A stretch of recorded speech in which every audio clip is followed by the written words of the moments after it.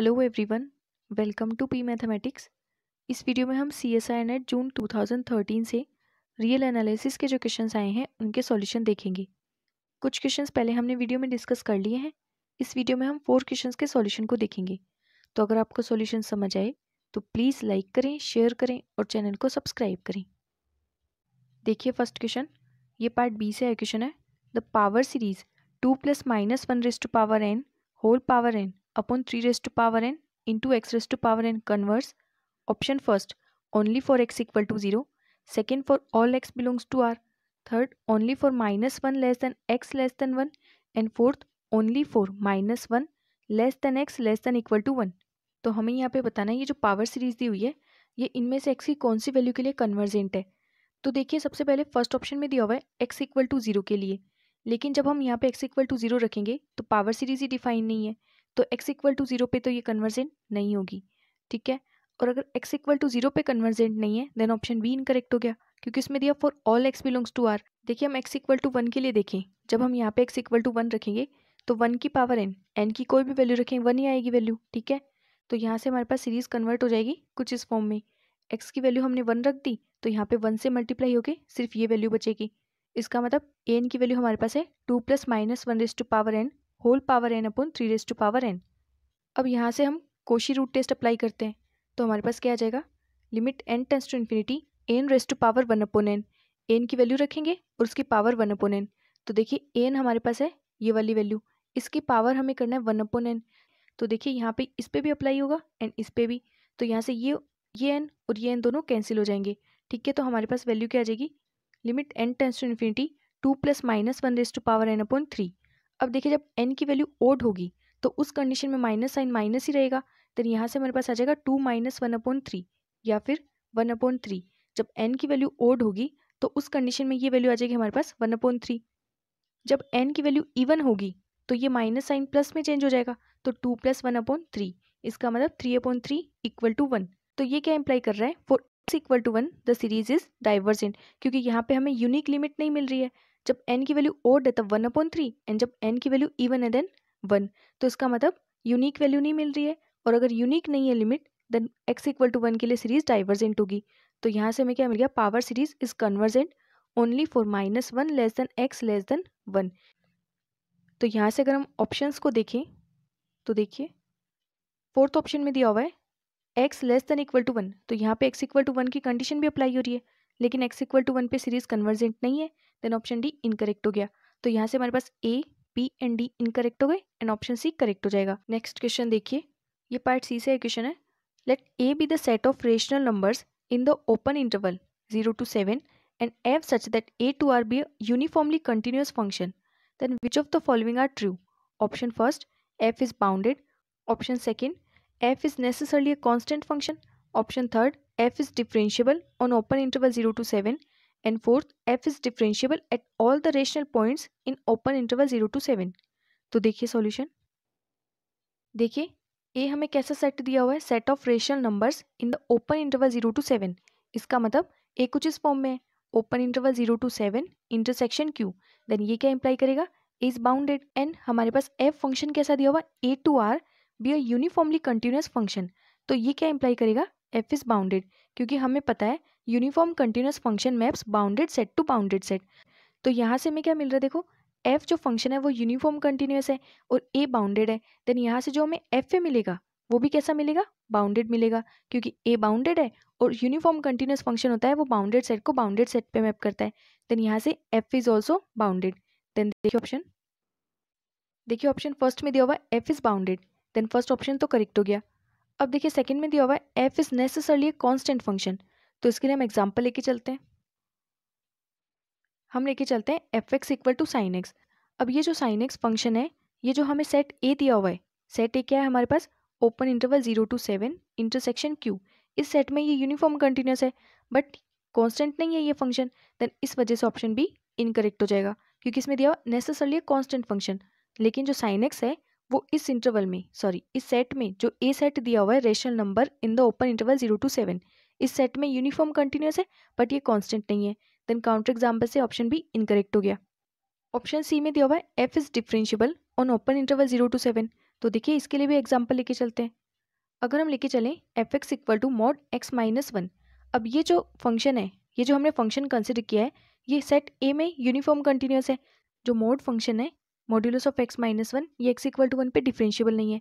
Then option C incorrect हो जाएगा, क्योंकि इसमें ये दिया हुआ है f is differentiable on open interval 0 to 7, तो इस इंटरवल में वन भी इंक्लूड होता है, लेकिन वन पे डिफरेंशिएबल नहीं है function.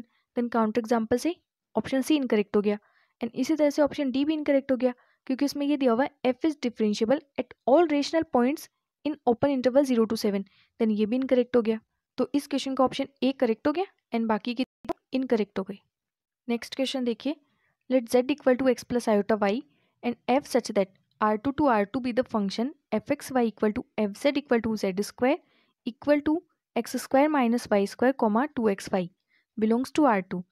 Let dfa denote the derivative of f at a. Then which of the following are true? Option first, dfa h equal to 2ah where a equal to a1 plus iota a2 and h equal to h1 plus iota h2.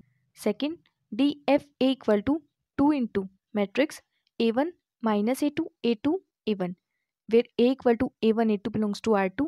Third, f is 1 1 on R2. Fourth, for any a belongs to R2 minus 0 0, f is 1 1 on some nbd of a.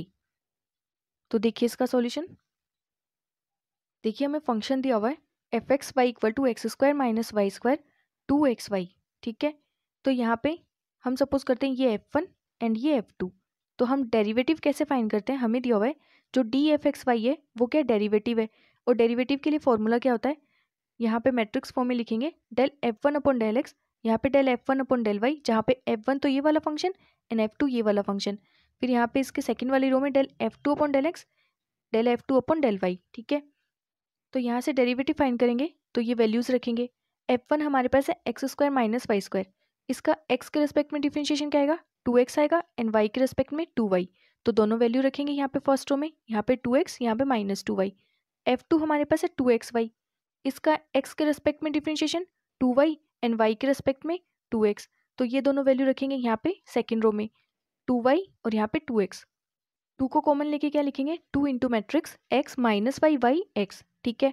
अब first option से अगर हम देखें D f a H, वो क्या आ जाएगा, x Y की जगह हमें क्या रखना है a1 a2, क्योंकि a की वैल्यू हमारे पास क्या है a1 a2, तो यहाँ पे रखेंगे डी एफ ए और इसके मल्टीप्लाई में h की वैल्यू हमारे पास है h1 h2। देखिए h हमें दिया हुआ है h1 प्लस आयोटा h2 और a की वैल्यू है a1 प्लस आयोटा a2, तो ये वैल्यूज रखेंगे यहाँ पे। तो डी एफ ए एच वो क्या आ जाएगा, पहले तो x और y की जगह हमें क्या रखना है a1 a2, तो यहाँ से देखिए यहाँ पे x की जगह रखेंगे a1 और y की जगह a2, तो मैट्रिक्स कन्वर्ट हो जाएगी 2a1 minus 2a2 2a2 and 2a1, h से मल्टीप्लाई होके क्या आ जाएगी वैल्यू, यहाँ पे h1 h2 रखेंगे कॉलम के फॉर्म में, तो ये मल्टीप्लाई होके वैल्यू आ जाएगी 2 into a1 h1 minus a2 h2 coma a2 h1 plus a1 h2, या फिर इसे लिख सकते हैं 2 इंटू ए एच, और फर्स्ट ऑप्शन में हमें यही दिया हुआ है d f a h equal to 2ah, then first तो करेक्ट हो गया। फिर देखिए सेकंड में दिया हुआ d f a equal to 2a1 minus a2 a2 a1, तो ये भी करेक्ट है, अभी हमने यहाँ पे मैट्रिक्स बनाई थी डी एफ ए, तो देखिए अगर h को यहाँ से हटाएं तो डी एफ ए हमारे पास क्या रहा है 2a1 minus 2a2 minus sorry plus 2a1, और यही हमें ऑप्शन में पूछा हुआ है d f a equal to 2 into a1 minus a2 a1, तो हमारे पास ऑप्शन बी भी करेक्ट हो जाएगा। फिर ऑप्शन थर्ड में दिया हुआ है f is 1 to 1 on R2 and fourth में दिया हुआ है for any a belongs to R2 minus 0 0 f is 1 1 on some nbd of a, तो देखिए इन दोनों का सॉल्यूशन। देखिए अगर हम इसका डिटरमिनेंट फाइंड करें, जो हमें यहाँ से मैट्रिक्स मिली डी एफ एक्स वाई, इसका अगर हम डिटरमिनेंट फाइंड करें तो वो क्या आ जाएगा हमारे पास 2 तो कॉमन है x square plus y square, ये हमारे पास डिटरमिनेंट आ जाएगा, ठीक है। तो यहाँ से अगर हम देखें इसका डिटरमिनेंट हमारे पास क्या आया 2 into x square plus y square, तो यहाँ पे अगर x और y की जगह a1 a2 रखें, मतलब यहाँ से अगर हम फाइंड करें डिटरमिनेंट ऑफ डी एफ ए, वो क्या आ जाएगा 2 into a1 square plus a2 square, और जब a नॉट इक्वल टू 0 होगा तो डिटरमिनेंट भी नॉन जीरो होगा, तो ये क्या इंप्लाई करेगा f is 1 1 on some nbd of a, लेकिन अगर a की वैल्यू 0 के इक्वल हुई तब तो डिटरमिनेंट 0 के इक्वल आ जाएगा, तब 1 1 नहीं होगा, तो यहाँ से हमें क्या मिल गया f is 1 1 on some nbd of a। Then देखिए ऑप्शंस को, ऑप्शन सी में दिया हुआ है f is 1 1 on R2, but जब ए की वैल्यू 0 के इक्वल होगी तब 1 1 नहीं होगा, तो सी इनकरेक्ट हो गया। डी में दिया for any A belongs to R2 minus 0,0 F is 1 1 on some N B D of A, तो ऑप्शन डी करेक्ट हो जाएगा। तो इस क्वेश्चन का option A, B and D correct हो गए एंड सी ऑप्शन इनकरेक्ट हो गया। नेक्स्ट क्वेश्चन देखिए, let f such that Rn to R be the map f x1 x2 up to xn equal to a1 x1 plus a2 x2 up to an xn, where a equal to a1 a2 up to an is a fixed non-zero vector. Let df0 denote the derivative of f at 0, then which of the following are correct? Option first, df0 is a linear map from Rn to R. Second, df0 a equal to norm of a square. Option C, df0 into a equal to 0. And option fourth, df0 b equal to a1 b1 plus a2 b2 up to an bn, for b equal to b1 b2 up to bn. देखिए solution, हमें f function क्या दिया हुआ है, f x1 x2 up to xn equal to a1 x1 up to an xn, जहाँ पे a की value क्या है, a1 a2 up to an fix non zero vector. a हमारे पास क्या है, फिक्स नॉन जीरो वेक्टर, जिसकी वैल्यू हमारे पास ये दी हुई है a1 a2 a3 इस तरह से an तक। और यहाँ से अगर हम इसका डेरिवेटिव फाइंड करें एट 0, वो क्या आ जाएगा, जैसे हमने लास्ट क्वेश्चन में क्या था, del f1 upon del x1 at 0, del f2 upon del x2 at 0 up to del fn upon del xn at 0। ठीक है, तो यहाँ से जब इसकी वैल्यू फाइंड करेंगे इसके हेल्प से, तो हमारे पास क्या आ जाएगा a1 a2 up to an, इस तरह से वैल्यूज। तो हमें क्या मिल गया, df0 is a linear map from Rn to R, और यही हमसे फर्स्ट ऑप्शन में पूछा हुआ है, तो ये तो करेक्ट हो जाएगा। फिर देखिए सेकेंड ऑप्शन में पूछा हुआ है df0 a equal to norm of a square, ये ऑप्शन भी करेक्ट हो जाएगा, क्योंकि देखिए df0 की वैल्यू अभी हमने ये फाइंड की थी, ये वैल्यू रखेंगे और इसको मल्टीप्लाई करना है a से। a हमारे पास क्या है, नॉन जीरो वेक्टर, जिसकी वैल्यू ये हमारे पास, तो इसको कॉलम की फॉर्म में रखेंगे। जब इनको दोनों को मल्टीप्लाई करेंगे तो क्या आएगा, a1 square plus a2 square up to an square, इसका मतलब norm of a square. Then option B correct हो गया। और सी में क्या दिया हुआ है, इसकी वैल्यू 0 के इक्वल है, तो सी इनकरेक्ट हो गया। एंड डी में दिया हुआ है df0 b equal to a1 b1 up to an bn, तो ये ऑप्शन भी यहाँ से करेक्ट हो जाएगा, क्योंकि जो हमने अभी वैल्यू फाइंड की थी df0, उसकी वैल्यू हमारे पास क्या है, a1 a2 up to an, और b के लिए हमें क्या दिया हुआ है, b हमें वेक्टर दिया हुआ है, तो इसे कॉलम की फॉर्म में रख देते हैं, b1 b2 up to bn, इनको मल्टीप्लाई करेंगे तो क्या आएगा, a1 b1 plus a2 b2 up to an bn, और यही हमें ऑप्शन में दिया हुआ है, तो ऑप्शन डी भी करेक्ट हो गया। तो इस क्वेश्चन का option A, B and D correct हो गए एंड ऑप्शन सी इनकरेक्ट हो गया।